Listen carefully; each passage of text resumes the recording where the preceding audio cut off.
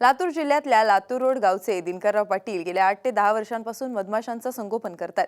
मधमाशी पालनाच्या व्यवसायात राज्यातल्या मोजक्या आघाडीच्या मधमाशी पालकात त्यांची गणना होते। मधमाशांबरोबर ते वर्षभर लातूरपासून कर्नाटक, आंध्र आणि राजस्थानात कोटा ते काश्मीरपर्यंत भ्रमंती करतात। सध्या त्यांच्याकडे 200 ते 250 मधपेट्या असून यापासून ते वार्षिक 10 ते 12 लाख रुपयांचा नफा मिळवतात।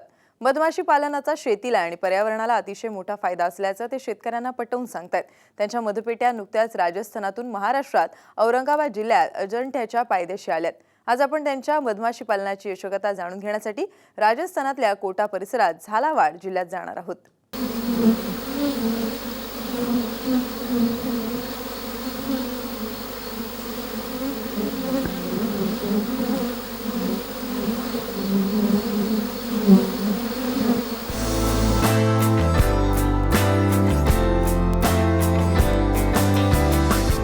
दिनकर पाटील लातूर जिल्ह्यातल्या लातूर रोड गावचे रहिवासी। घरी जेमतेम 4 एकर कोरडवाहू शेती, त्यामुळे शेतीला काहीतरी जोड व्यवसाय करायचा त्यांचा निर्धार होता। पदवीनंतर काही काळ त्यांनी प्लास्टिक मोल्डिंगचा व्यवसाय केला, पण काहीतरी वेगळं करायचं त्यांच्या मनात सतत होतं। अशात त्यांना मधमाशी पालनाविषयी माहिती मिळाली।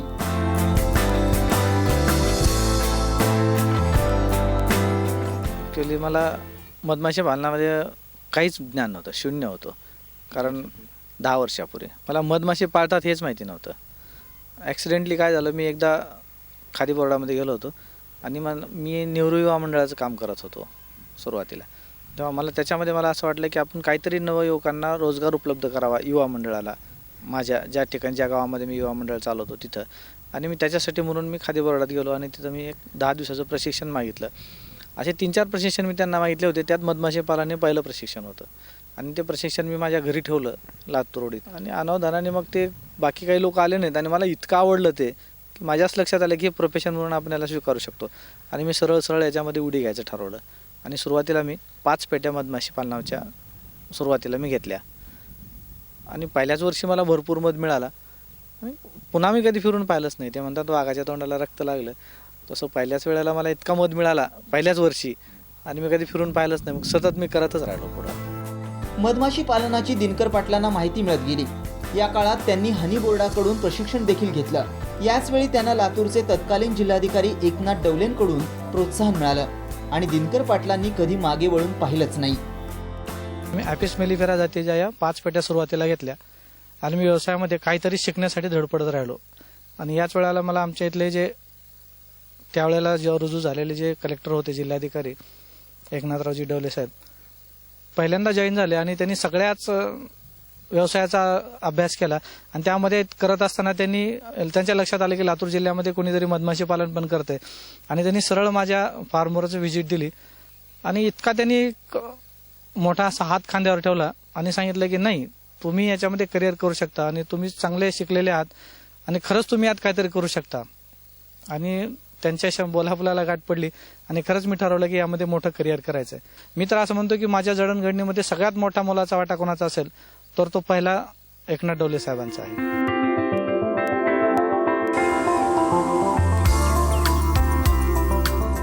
मधमाशांचं संगोपन हा फिरता व्यवसाय असल्याचं लक्षात आल्यानंतर त्यांनी महाराष्ट्राबाहेर पडत कर्नाटक, आंध्र प्रदेश, राजस्थान, पंजाब पासून काश्मीर पर्यंत भ्रमंती सुरू केली। सध्या त्यांच्याकडे ॲपिस मेलिफेरा जातीच्या मधमाशांच्या जवळपास 250 पेट्या आहेत। या पेट्या ते फुलांच्या हंगामानुसार वेगवेगळ्या राज्यात फिरवतात। नुकताच त्यांनी राजस्थानात मोहरी आणि कोथिंबिरीच्या फुलांचा हंगाम घेतला।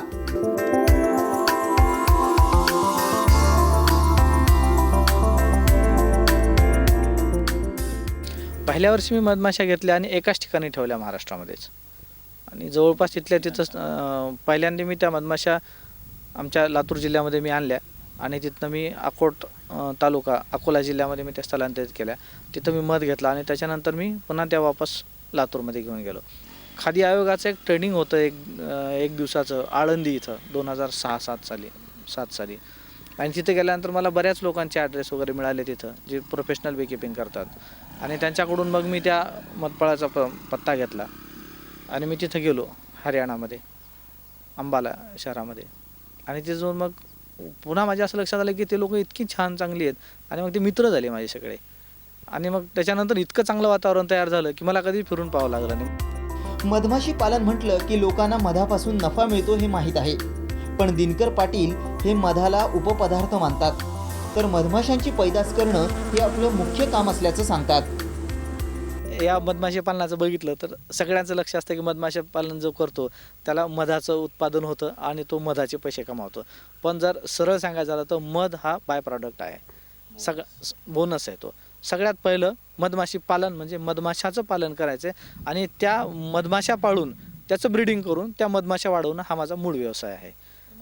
मधमाशाचं उत्पादन करणे आणि त्याच्यासोबत जेव्हा आपण मधमाशी पाळतो तेव्हा ती मधमाशी जिवंत राहते, याचा अर्थ ती कुठंतरी कुठल्या तरी फुलावर जाते आणि फुलावर खाऊन येते, फुलावर ती काम करते आणि ते नेक्टर पोलन घेऊन आपल्या पेटीमध्ये येते. तेव्हा जशी इथं मधमाशी पालन मी करतोय तसं त्या शेतकऱ्यांचं उत्पादन वाढते, त्यांचं पॉलिनेशन होते आणि त्यांचं उत्पन्न वाढ होते. कुठल्याही निसर्गातल्या सगळ्याच याच्यामध्ये सरासरी 20 ते 30% उत्पादन वाढ होते पॉलिनेशनमुळं, कारण फळधारणा होतच नाही. आणि काही पिकं अशी आहेत आपल्याकडं, डाळिंब असा एक प्रकार आहे की ज्याच्यामध्ये पॉलिनेशनशिवाय फळधारणाच होत नाही. आज सगळे डाळिंबवाले शेतकरी परेशान आहेत त्याच्यामध्ये की त्यांना भरपूर प्रमाणामध्ये जर उत्पादन घ्यायचं असेल. आज इतकी फुलगळ होते, बरेच शेतकरी मला फोन करतात, साहेब फुलगळ होती, चटकन पेट्या द्या. कारण ते त्या फुलाचा आकार असा आहे की त्याच्यामध्ये मधलं जे हे आहे स्त्रीबीज पुबीज आहे ते असं फिरून असं जाण्याजोगं नाही, वाऱ्याने त्याचं पॉलिनेशन होत नाही, त्याच्याकडे त्याला मधमाशीच आवश्यक आहे. पर्यावरणाच्या दृष्टीनं शेती आणि अन्नधान्य उत्पादनात आणि एकूणच माणसाची भूक भागवण्यात मधमाशांचा मोठा वाटा आहे. पण याबाबत जागरूकता नसल्यानं आज मधमाशा वेगानं नष्ट होत आहेत. यामध्ये रासायनिक कीडनाशकांचे फवारे, नष्ट होणारी जंगलं यांचा मोठा वाटा आहे. वाढत्या लोकसंख्येची अन्नधान्याची गरज भागवण्यासाठी एकीकडे शास्त्रज्ञ, संशोधक, कृषी विभाग आणि यंत्रणा मोठ्या प्रमाणावर कार्य करत आहेत, तर दुसरीकडे परागीभवनाची क्रिया करणाऱ्या या मधमाशा नामशेष होण्याच्या मार्गावर आहेत. मधमाशी संकटात असल्यानं त्यांना वाचवून वाढवण्याचं मोठं काम करावं लागणार आहे. यामुळं पर्यावरणाच्या रक्षणाबरोबर माणसाला मध देखील मिळणार आहे. यासाठी शेतकऱ्यांनी जनावरांप्रमाणे पेटीतल्या मधमाशी पालनाकडे वळणं गरजेचं आहे. मधमाशाचं कसं असतं, जेव्हा मधमाशा वाढतात तेव्हा नॅचरली त्यांचे डिव्हिजन होतात आणि डिव्हिजन झालेल्या मधमाशा त्या दुसरीकडे दुसरं घर करून बसतात. आज अशी परिस्थिती आहे त्या माशांना बसायलाच जागा नाही कुठं, कारण आपल्याकडे आपण फुलं झाडं ठेवली नाहीत आणि मोठे मोठे जे बोंदे होते तेही राहिलं नाही, काहीच राहिलं नाही. त्याच्यामुळे मधमाशा डिव्हिजन झालं तर बसायच्या कुठं. अशा वेळेला बिलकुल पेट्याच हे सगळ्यात मोठं अगदी म्हणजे त्याचं सुरक्षित ठिकाण आहे असं मी म्हणतो. मधमाशी ही 24 तास काम करणारा कीटक आहे. सूर्य मावळला की मधमाशी पेटीत काम करते आणि सूर्योदय झाला की ती फुलांवर मधसंकलनासाठी फिरते. आता या तुम्ही मागं मासे आता उठालेलं पाहताना, दररोज माशीचं काम सकाळी पहाटे 6 वाजता चालू होत असतं दररोज सकाळी, आणि ती मासे सकाळी सूर्याकडे पाहून कामाला लागते.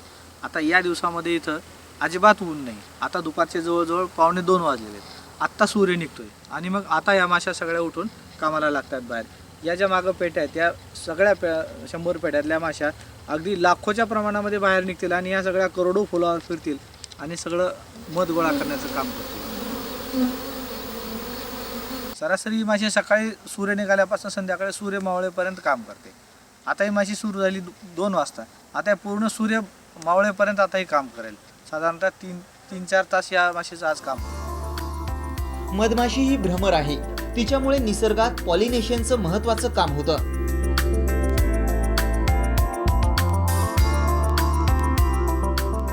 मधमाशी म्हणजे एक भ्रमर आहे. मधमाशीचा जर खरा इतिहास आपण पाहिला, मधमाशीचा काय रोल आहे निसर्गामध्ये. मधमाशी जेव्हा फुलावर गुंजन करते तेव्हा ही मधमाशी एका प्रियकराचं काम करते, कारण 2 फुलं आहेत आणि एक स्त्री फुलं आहे, स्त्रीभुज आहे, याच्यात पुभुज आहेत, तर ते दोन्हीचं मिलन घडून आणण्याचं काम ही मधमाशी करते. जेव्हा मधमाशी पोस्टमनचं काम करते, मधमाशी जेव्हा ती त्या फुलापुढं जाऊन गुंजन करते तेव्हा ते फुल तिला बोलावतं आणि ती त्या मधमाशीला आकृष्ट करायचे, कारण त्या फुलाला माहिती आहे की या 2 फुलाचं मिलन होण्यासाठी मधला जो हे आहे, कुठला रोल आहे, दुवा जो आहे, ती मधमाशी आहे आणि त्या मधमाशीला आकर्षित करण्यासाठी ते फूल मधनं नेक्टर सोडतं, मध सोडतं आणि जर त्याला गावरान भाषेत म्हणायचं तर त्या फुलाला माज येतो. आणि मग जेव्हा ती माशी त्याच्यावर जाऊन बसते आणि ते स्त्रीभुज पुभुज त्या ठिकाणी एकत्र होतं तेव्हा त्याची फळधारणा होते. आणि ही इतकी निसर्गातली एक मोठी प्रक्रिया आहे आणि त्याच्यासाठी त्या मधमाशीचा प्रचंड मोठा रोल आहे. आणि त्या मधमाशीला फुलं बोलावत आहेत, मध मिळतोय म्हणजे त्या मधमाशीला बोलावण्याचं काम करतात ती फुलं.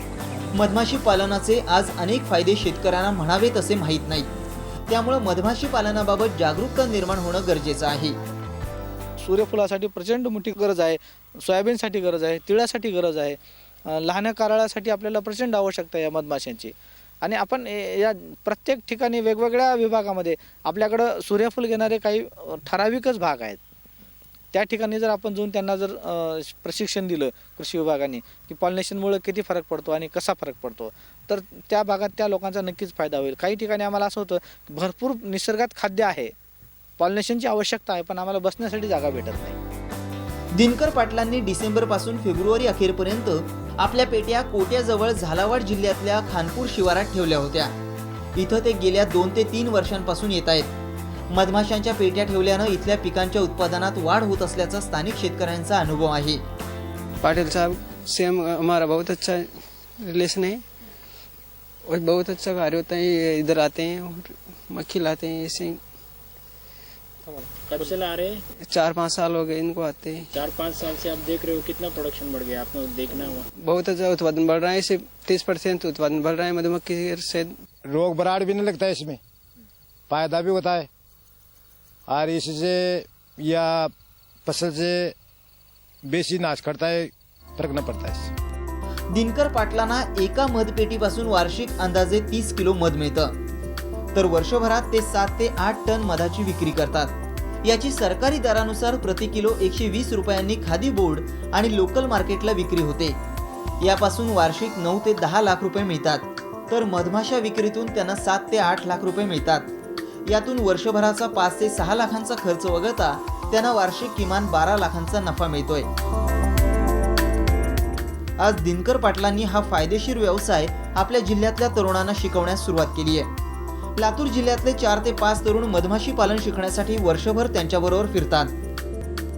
मी शाळा सोडल्यानंतर यांच्याविषयी ऐकलं होतं, मधमाशा पालनाच्या विषयी. येणाऱ्या काळात अशाच पाटील सरांसोबत राहून त्यांच्यासोबतच राहून 100 पेट्या करायची आपली पण इच्छा आहे. मी प्रथम 2009मध्ये यांच्याकडे कामाला आलो होतो. त्यावेळेस मला 4,000 रुपये पेमेंट होतं आणि त्यावेळेस मी ज्यावेळेस कामाला आलो त्यावेळेस फक्त मी पेमेंट पाहत होतो, मधमाशी पाहत नव्हतो. फक्त मला पैसा पाहिजे होता त्यावेळेस. मधमाशीचं मला काहीच माहिती नव्हतं त्यावेळेस. मग हळूहळू ज्यावेळेस मी मधमाशीतलं रस पाहिलं त्यावेळेस मला कळलं की यात करण्यासारखं काहीतरी आहे. ते 2,000 पेट्यांचा ग्रुप करावी आम्ही, अशी आमची इच्छा आहे. आणि लातूरला गावी हनी प्रोसेसिंग करायचं, कारखाना टाकायचं आमची इच्छा आहे आमची अशी. मला ह्या फील्डवर आल्यावर मला काही माहिती नव्हतं मधुमक्षीचं. राणी माशी कोणती, नर माशी कोणती, कामकरी माशी कोणती. नंतर हळूहळू माझ्या मित्राने बी सांगत गेली, परत मला सराने बी सांगत गेले. आज मी काम करू शकतो चांगलं. पुढं चालून माझी बी अपेक्षा आहे, मी बी पेट्या करून सरासंग काम करायची अपेक्षा आहे माझी बी. 2 वर्षापासून मी इकडे राजस्थानला येतोय, कोटा जिल्ह्यामध्ये मध पालनासाठी. मी बी शिकावं म्हणतोय हे मधपालनाचा धंदा. आज मधमाशी पालन आणि मध उत्पादनात पंजाब राज्याची आघाडी आहे. या राज्यात अंदाजे 2 ते 3 हजार कोटी रुपयांची उलाढाल या व्यवसायातून चालते. त्यांच्याकडे पाहिल्यावर आपल्या महाराष्ट्रातले शेतकरी कुठेच दिसत नाहीत. मी 6 महिने येतो, हे लोक 12ही महिने बाहेर फिरणारे काम करणारे लोक आहेत ना, आणि इतक्या आनंदाने करतात, त्यांना काहीच वाटत नाही. मला असं वाटतं की आपण का नको करायला, त्यांच्यातून आपल्यात काय कमी आहे, काहीच नाही. बिलकुल सगळं अगदी त्यांनी जसे आनंदाने राहतात त्याच्यापेक्षा जास्त आनंदाने आम्ही राहतो इथं. ते सवयीचे झाले, त्यांच्यापेक्षा जास्त आम्हाला सवय झाली थंडीची, इथला जो कोहरा पडतो त्याची, या मोहरीची, म्हणजे इथल्या पाण्याची, इथल्या माणसांची सवय झाली. आता काही नाही वाटत. हजारावर लोक इथं पंजाबातले, हरियाणातले येऊन काम करतात, उत्तर भारतातले. आणि आपल्याकडं कोणीच येत नाही. आपल्याकडं म्हणजे कोण किती म्हणायचा विषयच नाही, आपल्याकडं कोणीच येत नाही. प्रत्येक वेळेला बऱ्याच वेळेला इथे असं होतं की मी महाराष्ट्रामध्ये भी बेकीपिंग होत आहे क्या, असं लोक अगदी उपहासात्मक बोलतात इथं. महाराष्ट्रातल्या शेतकऱ्यांना मध उद्योगात मोठी आघाडी घेण्याची संधी आहे. त्याचबरोबर आपल्या देशात मधाचं उत्पादन आणि दरडोई वापर देखील कमी आहे. युरोपीय देशाच्या तुलनेमध्ये आपण 1% सुद्धा मध खात नाही. आणि ते लोक हेल्दी राहण्याचं कारण मला तर वाटतं असंच आहे, कारण याच्या मधामध्ये इतक्या कॅलरीज मिळतात की आपण 8 दिवस जेवल्यावर जेवढ्या आपल्याला कॅलरीज मिळणार आहेत तेवढ्या कॅलरीज 2 चमचे मधामध्ये मिळतात. मग इतक्या कॅलरीज आपल्या शरीराला मिळत असून सुद्धा आपण त्या मधाकडे अजिबात लक्ष देत नाही. कारण मध खाण्याबद्दलचे जागरूकता आपल्याकडं नाही आणि उपलब्धता. तुम्हाला समजा वाटलं की मध कुठं आपल्याला तुम्हाला खायचं आहे, तुम्ही घेणार कुठून? तुम्हाला घ्यायचं तर फक्त बाजारातलाच मध घ्यावा लागतो, जो मेडिकलमध्ये येतो तोच. तुम्हाला असं अन्न म्हणून घेण्यासाठी आज तुम्हाला असं भरपूर किलोवर मध कुठे मिळत नाही. त्याकरता लोकांनी जर स्वतः मधमाशी पालन केलं, मध उत्पादित केलं आणि जागेवर जर मध उपलब्ध करून दिला तर लोकांची क्रयशक्तीसुद्धा वाढेल, लोक घेतील ते. राज्यात मधमाशी पालनाबाबत शेतकऱ्यांमध्ये फारशी जागरूकता नाही. त्याचबरोबर या व्यवसायातली आर्थिक गणितं देखील शेतकऱ्यांना समजणं गरजेचं आहे. दिनकर पाटलांसारख्या मधपाळांना सरकारी पाठबळाची गरज आहे. त्यांच्यासारख्या शेतकऱ्यांच्या मदतीनं महाराष्ट्रात हरित क्रांती, श्वेत क्रांती याप्रमाणे मधक्रांती देखील नक्की घडवता येईल.